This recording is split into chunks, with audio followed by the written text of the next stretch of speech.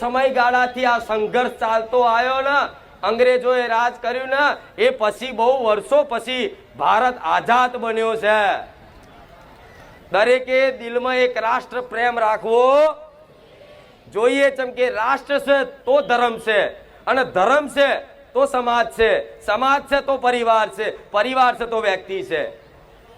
એટલે દરેકને ખાસ કહીશ કે તમે બધી ભક્તિ કરો, પણ એક હૃદયમાં તે દેશભક્તિ તે થોડી રાખવી. જ્યારે જ્યારે દેશને કંઈક જરૂર પડે તો ત્યારે તમારું ઊભું થવું ચમ તમારું કર્તવ્ય બને. જ્યારે જ્યારે આર્મી વાળા દેખાય ને ત્યારે એને સેલ્યુટ મારવી એ તમારું કર્તવ્ય છે, તમારું ધર્મ છે.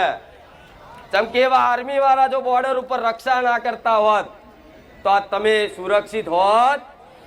અહીં આતંકવાદી અહીંયા બોમ્બ ફોડે કે નહીં, પણ અહીંયાથી ઠાર કરી દેશે આપણા ઇન્ડિયન આર્મી, ભારતીય આર્મી વાળા.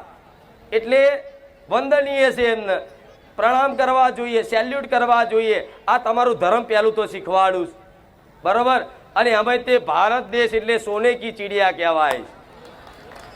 ભારત દેશમાં જ આવી માતાઓ ભગવાનો બધા છે. તો બીજા દેશોમાં જોયા?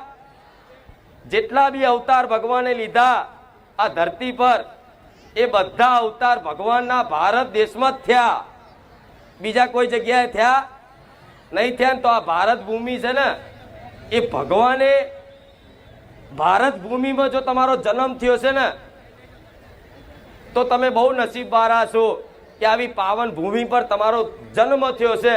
અને એ પાવન ભૂમિમાં તે તમે હિન્દુ ધર્મમાં જન્મ લીધો છે ને, તો તમારથી નસીબદાર કોઈ નહીં.